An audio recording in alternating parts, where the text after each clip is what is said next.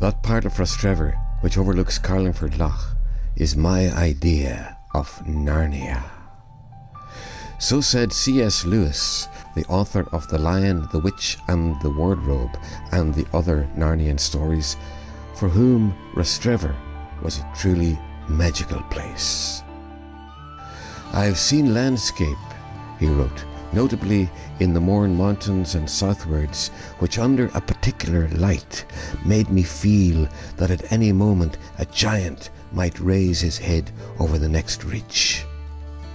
It's little wonder that the spell-binding beauty of the area, coupled with its many connections to Irish mythology, should provide the inspiration for those famous children's books.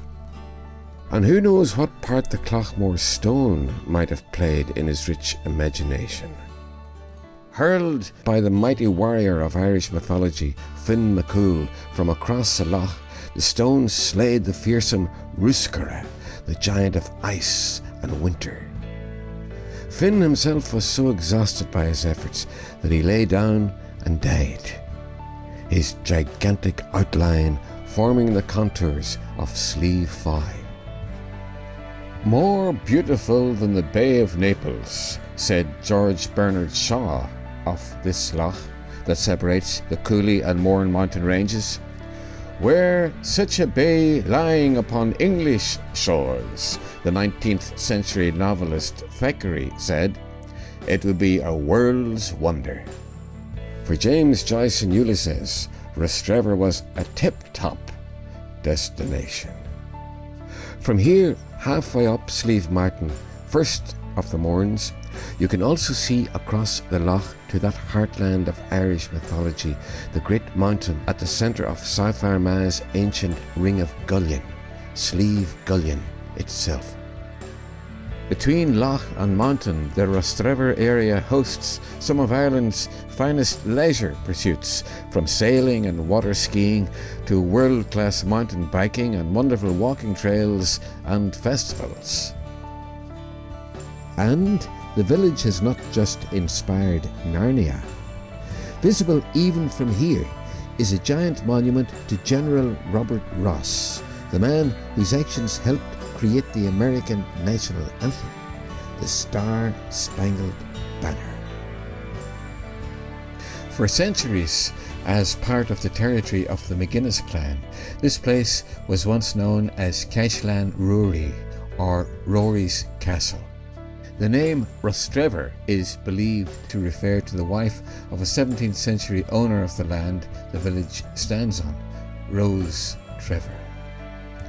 Kilbrony, the village of the Church of St. Brona, reflects Rostrevor's connection to the dawn of Irish Christianity. So it is fitting that the first new Benedictine monastery in the north of Ireland for 800 years should have recently been built here in the valley that bears her name. St. Brona, an abbess and disciple of St. Patrick, founded a religious settlement here in what is now Kilbrony Old Graveyard. Amidst the ruins of a 12th century church built on the site of her convent is a tall high cross from the 9th century, which was probably used as a teaching cross. St. Brona is believed to be buried here. People still come to this holy well associated with St. Brona, seeking cures for throat and eye ailments. And who knows, perhaps the friendly giant from The Lion, the Witch and the Wardrobe was inspired by a local man, Patrick Murphy. Believed to be over 8 foot tall and the tallest man in the world when he died, the amiable giant Murphy would light his pipe from the village street lamp to amuse the local children. Judge his height for yourself, for the granite cross above his grave is exactly the same size as himself. According to legend, a local chieftain, Fergus, presented a bell to St. Brona in atonement for a rival that he had killed. For hundreds of years after St. Brona's convent became a ruin and the bell had long disappeared, there was a ghostly ringing sound heard during stormy weather. The mystery was solved in 1839 after the night of the big wind, a hurricane which terrorised Ireland, it was discovered that the bell, St. Brona's bell, had been hidden in a large tree that was blown down that night. Dated to the early 9th century, the bell can now be seen in the Star of the Sea Catholic Church in the village. According to local folklore, if you pray to Brona and ring the bell 3 times, your prayer will be answered. Here in what was once Barrack Green, one of Rostrevor's most enduring heroes is said to have been flogged nearly to death. Tom Dunn was a hedge school teacher who taught local children secretly when the repressive 18th century penal laws forbade Catholic schools to exist. His barn was used by the United Irishmen, revolutionaries who fought for liberty and independence from England. After the barn was raided, Tom Dunn was brutally flogged but refused to reveal the identity of his comrades. He later died from his injuries. The Tom Dunn Society was formed in the village in 1992 to commemorate his life each summer. Since 1987, along with the rest of the Sands family, I am very proud to be associated with the village's world-famous folk festival. The Ceilidh in the Square is one of the highlights of Rostrevor's annual Fiddler's Green Festival in July. Over the years, some of the greatest names in Irish music have performed here, from the Dubliners, Clancy Brothers and Tommy Macon, Mary Black, the Dannon, Sharna Shannon, the Chieftains, so many. The festival takes its name from this clearing in the ancient oak forest outside the village. This is a traditional start of the festival and typifies one of its strengths, that local and visiting artists are one with the audience. People from all over the world return here every year to enjoy a week of concerts by major artists, Ceilidhs in the Square, lunchtime folk clubs, art exhibitions, literary pub tours, guided walks of the countryside, and the famous nightly sessions in the atmospheric bars and clubs of the village. Rostrevor is known as a Ceilidh village, where sessions of folk and traditional music, as well as live music of all kinds, take place in the bars throughout the year, drawing on the unique musical talent of the area.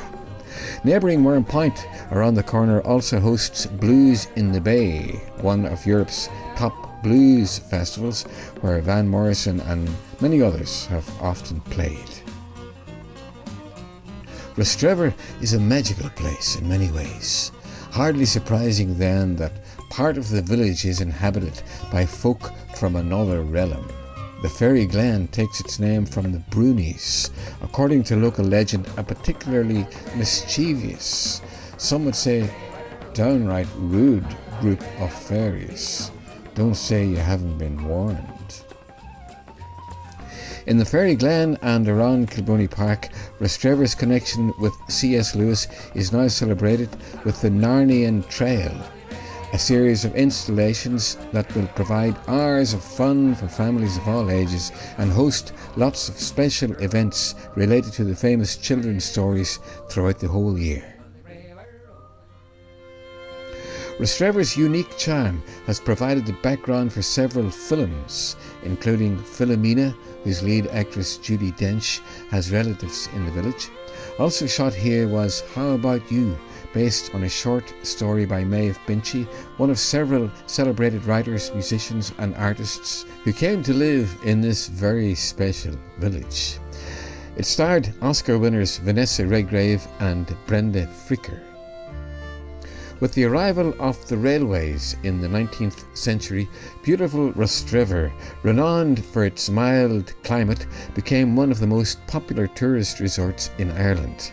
A horse-drawn tram took visitors from the station at Mourne Point to the terminus here. Across the road stood the magnificent Great Northern Hotel, whose many famous guests included C.S. Lewis, Glenn Miller and the Queen of Tonga, while there were many other fine hotels in the village also. On this site, a huge roller skating rink once attracted great crowds. Percy French, who wrote The Mountains of Mourne, performed here. Nearly all Rostrevor's charming Georgian, Victorian and Edwardian architecture remains today, giving the village its unique charm and appeal. In the final years of the Second World War, these skies once hummed with the drone of aircraft coming and going as hundreds of American planes flew in and out of Greencastle Airdrome just up the road. With the 5th Infantry Division also billeted in local villages and towns, many thousands of American soldiers and airmen became a welcome part of the local population, going on to play a vital role in the D-Day landings that turned the fortunes of the war. Their arduous training program was based around the lakes, hills and moorlands of the Mournes. Tragically, several aircraft crashed in the area too, with the loss of many aircrew, while many perished, indeed, on the beaches of Normandy. They are not forgotten. As the Normandy landings approached, Generals Patton and Eisenhower inspected US servicemen in Greencastle, while locals recall General Patton here in the village square, exhorting his men to give their all. In recognition of their contribution, he arranged a dance with a very special band leader at the Great Northern Hotel, the legendary Glenn Miller. Although their time here was brief, the American airmen and soldiers made a big impression, not least on several local brides who returned to the US with them. One of the most beautiful of its kind in Europe, Kilbrony Park leads up to a forest park, the ancient oak forest, and eventually to Slieve Martin itself. Wherever you go, you'll find idyllic places to walk, cycle and ride on horseback, and further up, superb hiking terrain with spectacular views.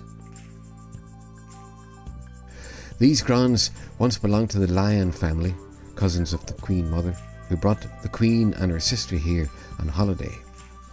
The Lyon estate was taken over by Newry and Mourne District Council in the 1970s and later opened as Kilbrony Park for all to enjoy. Today, the park's abundance of attractions offers a great day out for everyone in the family, including a playground, tennis courts, outdoor gym, barbecue and picnic area, and a popular cafe. The caravan and camping site caters for 52 touring vans and 30 tents and has full electrical hookup facilities, water, TV links and a toilet and amenity block. Laundry services are available at the park's reception. In 2013, the council opened the world-class Rostrevor mountain bike trails here. Created by Dafydd Davis, one of the world's leading designers of mountain bike trails, they offer Ireland's most exciting mountain biking and Ireland's most spectacular views. With a mouth-watering 27-kilometre red trail and a hair-raising 19-kilometre black trail, Rostrevor has already been voted best trails in Northern Ireland. The course also hosts hugely popular mountain bike events and festivals during the year. Facilities include bike hire, bike washing, and events building and transport to the trails.